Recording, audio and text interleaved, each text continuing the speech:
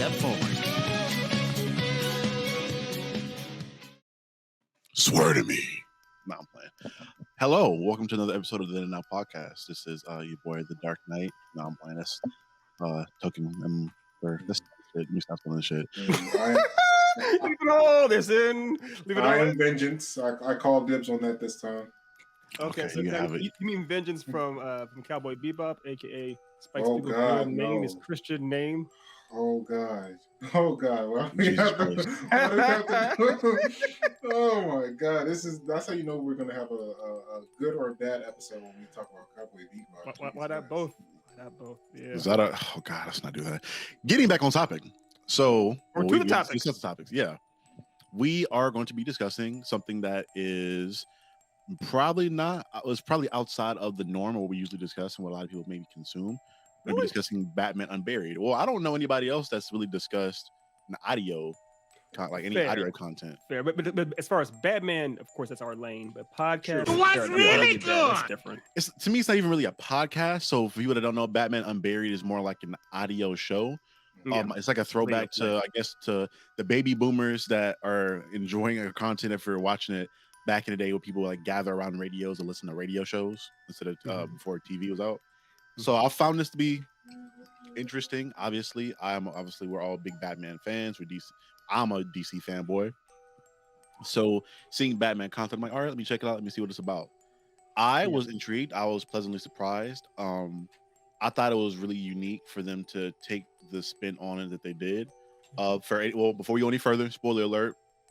There's going to be spoilers for this. There are 2 episodes out so far. Yeah, 2 episodes. The first 2 episodes. Up to this point, we're going to be spoiling the first 2 episodes and our kind of thoughts on the series as it is so far. They're taking an interesting route of, obviously Batman's either under some kind of mind control or some kind of altered reality, but he is not Batman per se. He is Bruce Wayne, the coroner, or the pathologist, in which he analyzes bodies and kind of assists the police department with, solving crimes, which is. So I think he's in forensic path out. It's like literally the plot of Hannibal.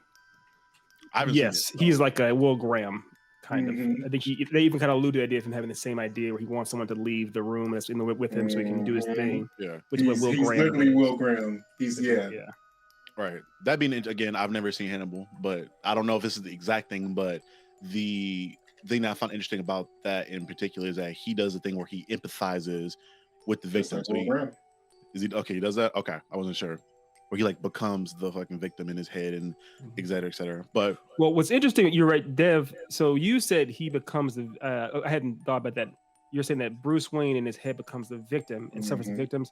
Will Graham was the other way. Will Graham became the killer. So that's interesting to think about it that way. Yeah, it's direct flip. Like direct flip. He was okay. So to give a little bit of context to what we're talking about. Hannibal is a show that was on Fox, right? NBC is an NBC. Yeah. Mads Mikkelsen was about Hannibal Lecter. It followed a detective, a forensics guy that was studying all of Hannibal's killings and essentially getting into the mind of Hannibal. He was empathizing with Hannibal. So it's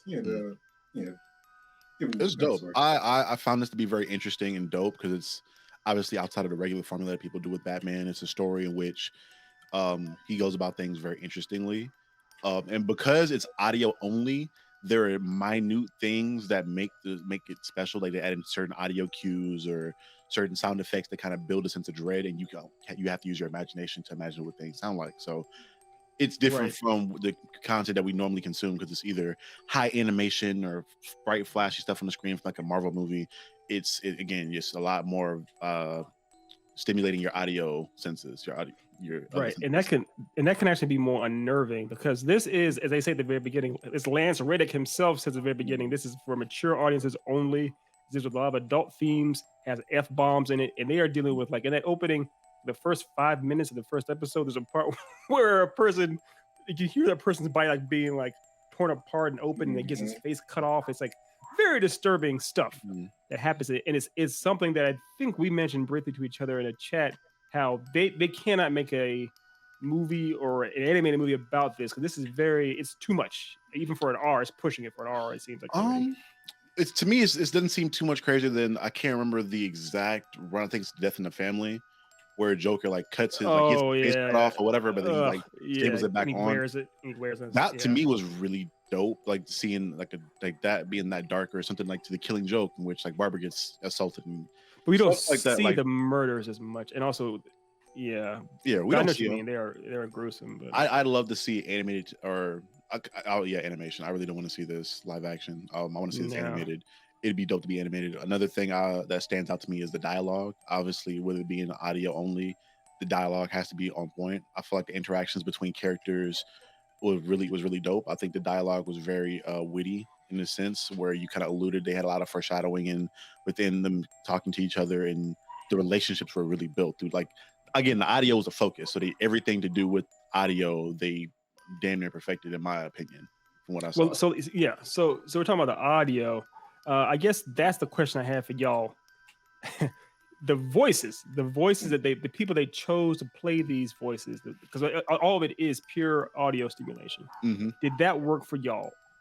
Winston Duke and Lance Reddick. Well, one I thought Lance Reddick was fantastic. Like anytime you hear him talking, it's usually. So which character did he play? Lance Reddick was Thomas Wayne. Thomas Wayne. Okay, that's what that was. And okay. Winston Duke was Bruce Wayne. And right.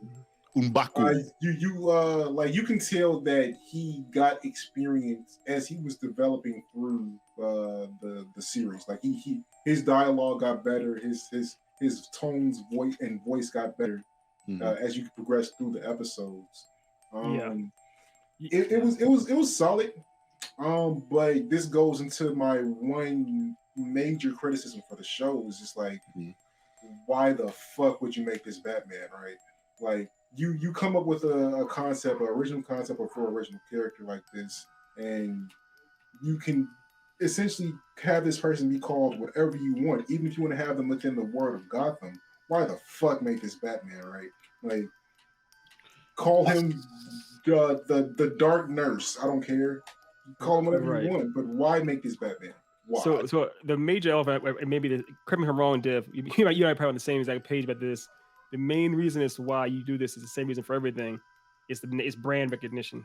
You can call them the Adventures of Winston or the Night Nurse or the Dark Nurse, and it could be an amazing series and not have Batman in it.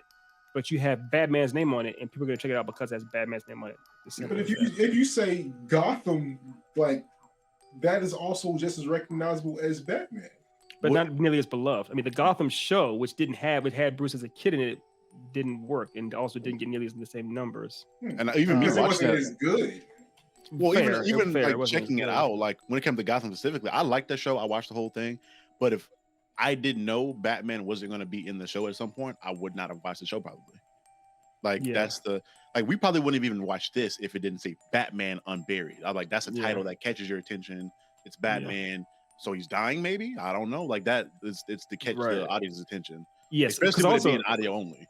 Audio. Because also this did actually. There's the reports.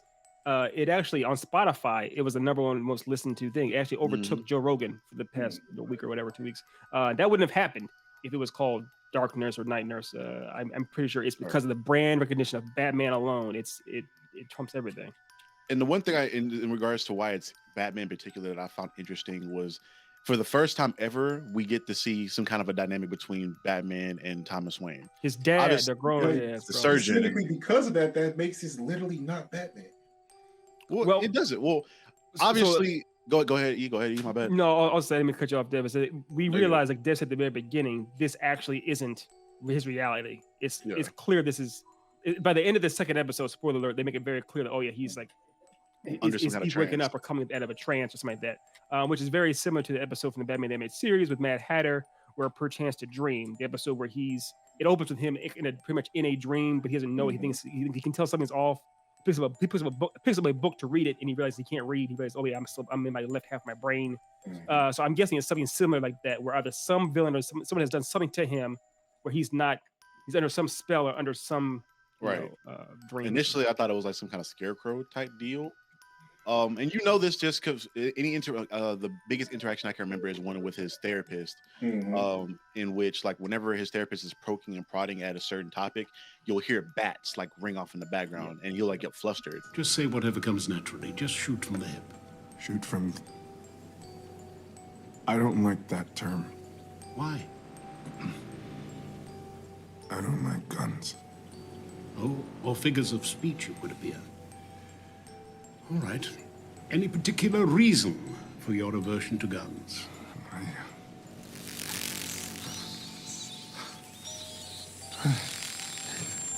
Bruce.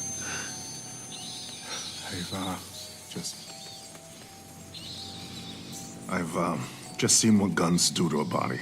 And they'll ask him, like, it's why an do you... intentional thing where like he's essentially confirming that Bruce is under the spell or whatever it is that he is under. Right. I gathered that, but I just feel like this is an opportunity where they could have really like actually introduced a new character instead of just pushing out another Batman. Like, I don't know. You're not wrong. It would have been cool if they had done that, but I see why they wanted to make that money. They wanted to get that attention. Batman gets you more attention more than anything else.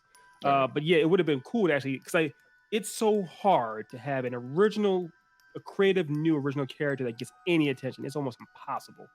Batman, you just have that. You just slap it on there. It's of course, you're as creators, but you have Batman anywhere on there, the numbers are gonna go boop, just up like that. Right. I agree. It would have been cool if they did that, but I think it works within the story. I don't disagree with you either, Otis, in regards to being a new character. I don't disagree. If they made it, even if they would have just said DC original character, I probably would have watched it because it's me and I love DC.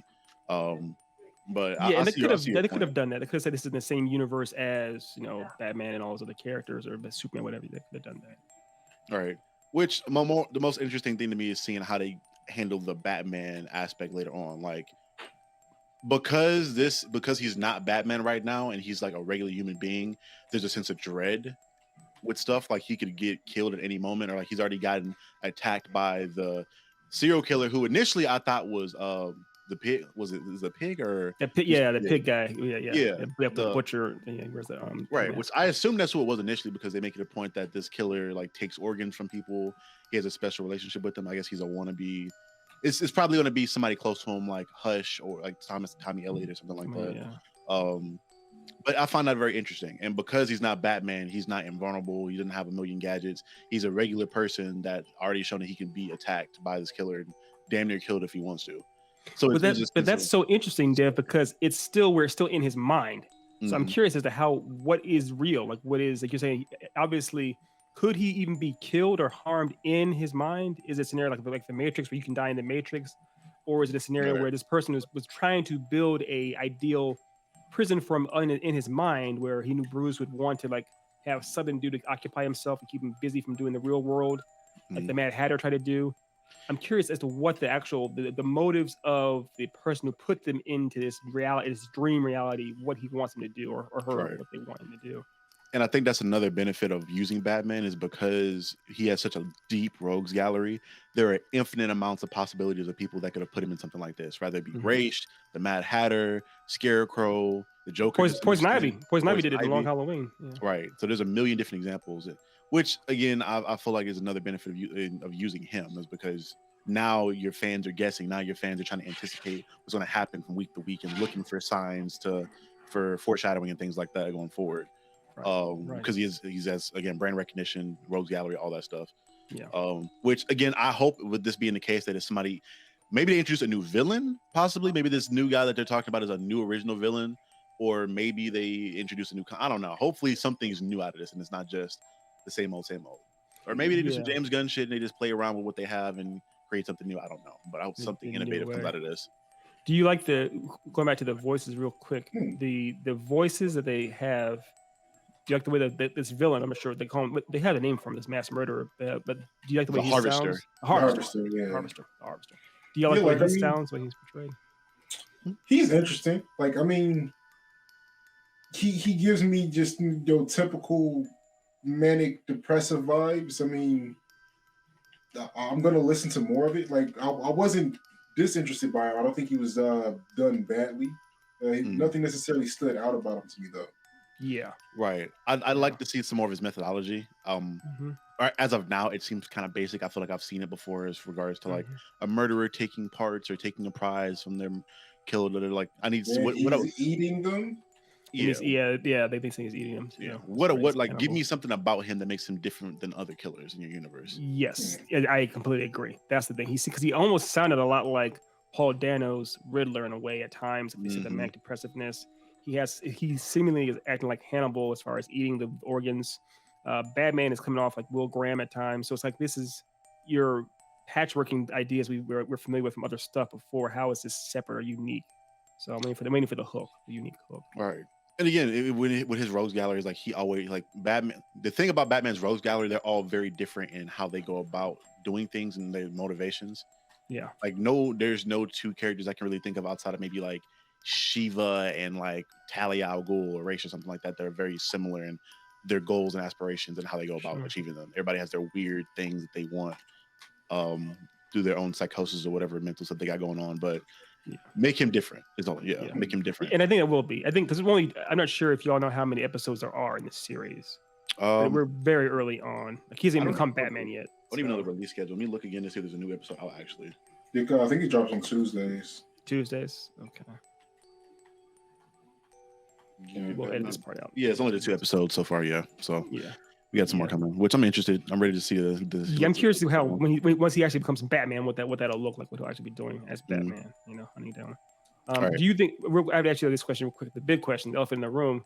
How do y'all feel about having an actual black Batman and a black, Thomas Wayne? Oh, I love that shit. I love Winston Duke already from seeing him what he's been in. I think my favorite thing I've seen him in so far is Us. In that, like I thought he was terrible in Us. I thought he was fun. That was fun. He was more beta male in Us, but well, at least at the beginning, at least like that second half, kind of like asserted his dominance and murdered people. Yeah. He's a fun dude. I think with a movie like that, you get to see different parts of him. He's definitely a fun guy. Right. It's interesting because at first you finish first. Yeah. No, it was weird because at first, when I was first listening to it, I was like, that voice sounds familiar. It's like I couldn't place my finger on it. It's like then it said at the end, that first episode with Lance Reddick and Winston Duke. It's Winston Duke. That's fucking Winston Duke as Batman. It's kind of like he kind of has the bravado in a way, but it seems it's interesting. It's just interesting having Winston Duke as Batman. All right, I don't think he's doing a bad job, but again, like this story did not need to be a Batman story, and that's what bothers me a little bit about it. But I mean, we'll see how it turns out in the end. I'm not gonna judge it before it's over, but we'll see how it goes. DC fanboy, I'm never gonna say no to more Batman stuff. If it's good, I'm gonna take it. Man, like 75 years of new Batman in the DC universe, man. Like there's so much there. Just do anyone else. Do Batwing. Oh yeah, Batwing is their actual character. Which I think they're doing that. Like Young Justice is the prime example. They're doing a Green Lantern movie, a Green Lantern animated movie that's John Stewart, the best Green Lantern. And like they're branching out, but they have to have that consistent income coming in.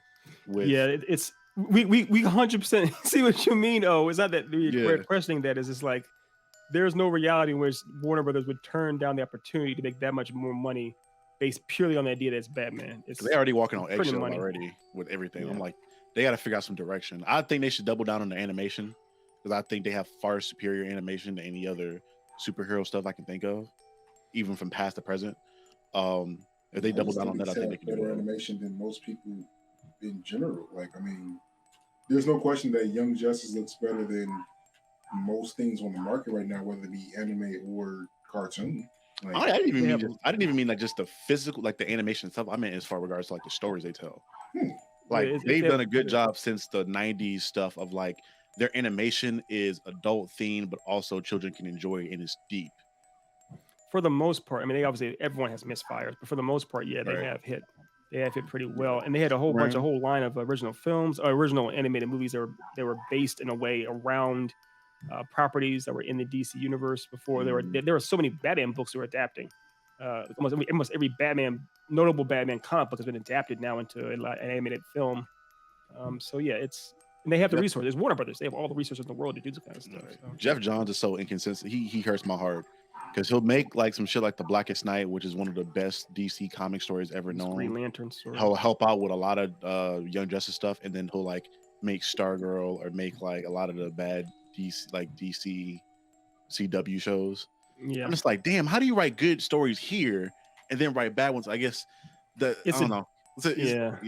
It's a hit or miss with him for a lot of stuff.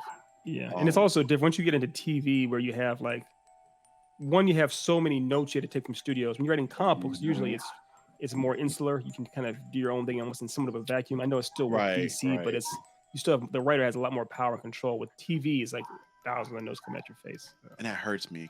Marvel and Disney are just not getting into the point where they're like, okay, we understand. We'll get people that do dope shit and let them do their dope thing.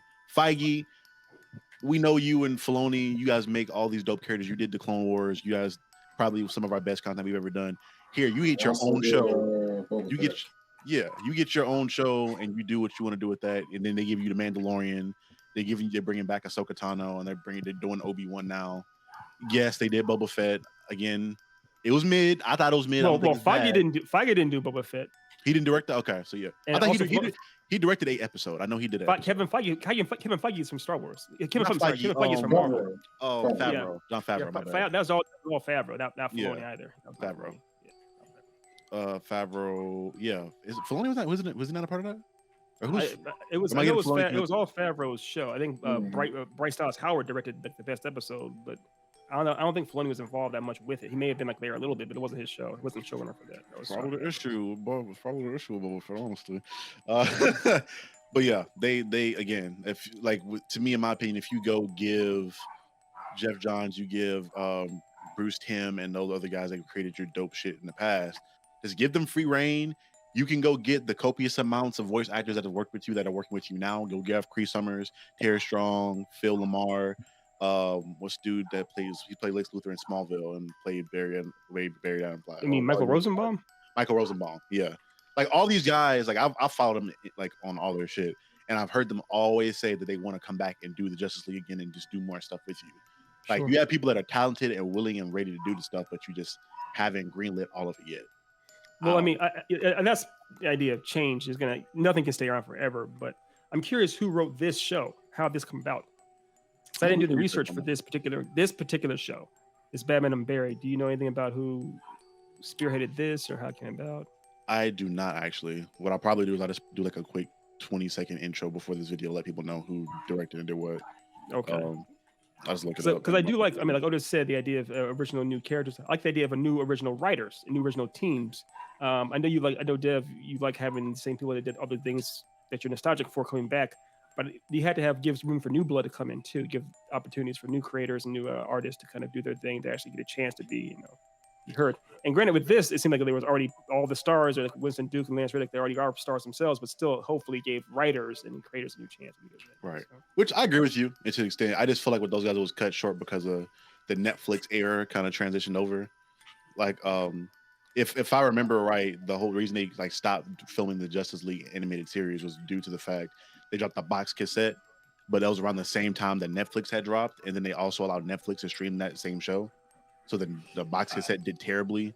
So they just mixed the whole series. Yeah, it was a weird scenario, and because they were weirdly Justice League Unlimited was the last one. It was kind of on the chopping block for a while, and I don't know why it was that the Cartoon Network pulled the plug on it. I think it may have been it's always to do with toys. Toys, the toy sales were nothing for it, and that's partially because of the quality of those toys were also pretty bad. They were really weak. It was like basic Kenner almost level. Oh my god! And it was the same reason that happened in Young Justice. They canceled Young Justice season 2 because of the same thing with toy sales and everything else. So it's always a weird thing behind the scenes. It's why these can happen. It makes Batman and Batman Beyond, like all their animated stuff at that point in time, they just like kind of got rid of. I think Batman Beyond may have gone away. They did a while before, because Batman Beyond was a ways back. It dropped before it because and Justice League Unlimited, the last episode is the conclusion that they concluded Batman Beyond with. Right, that was like years. That was years later. That was a ways afterwards. Yeah, because Terry McGinnis was growing up in that. Which again, I feel like these shows were ended prematurely, and I'm like, damn. the actors are still here. You still have the talent that created it. Just like let them finish their thing. Let them, like with comics, like let them finish their run and then let somebody else take over from there and do what they want to do. Like I just feel like they didn't. But they had, if you think about it, though, they had a good run. Like Batman the Animated Series had, was it 4 seasons? I think it was technically it's actually 4 seasons. And then Young Justice had, it's in its 4th season now. I know it was canceled, but came back. Justice League had 2, but then it carried over into Justice League Unlimited, so it's like 3 full seasons, 4 or 5 seasons total. So 5 seasons that Superman the Animated Series had like 3.5 seasons, and also had Superman and Batman Adventures. So these are shows that had a pretty good run, pretty good amount of time on the air. So it's, you may have wanted more, I get that, but they got their due. I feel like they got a lot. They still got a lot of ground covered. Fair enough. So get back on topic and right. Get back in before the dishes in the back get done. All around, it was a good show. I'm enjoying it so far. We'll probably come back and speak on it like near the end or halfway through, whenever y'all want to come back, and after an appropriate amount of episodes come back, you guys want to kind of do another mid cover of it, we can. Yeah, I'm curious. This is absolutely content that I'm going to continue to watch because it is definitely quality.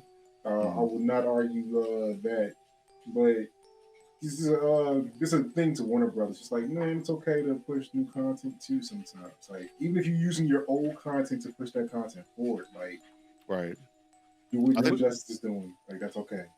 Yeah. What would have been cool, is if they had essentially, they found a way to set up a detective in the world of Gotham, like Batman, that Batman may have known, or something like that, and had this been his work. I know they actually have Gordon has his own book. Gordon has his own book. But if they had said this is the detective in the world of Batman, that this is his story, and he's following another killer, something like that. You see Batman in the background, but this is a different character altogether.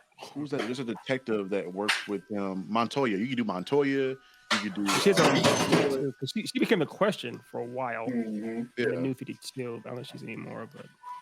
Yeah, there's a plethora of cops in there. Or if you wanted to they recently introduced Ghostmaker as a character, so maybe you could like make that character detective, I guess, in this extent. Yeah, you could do that. I don't know.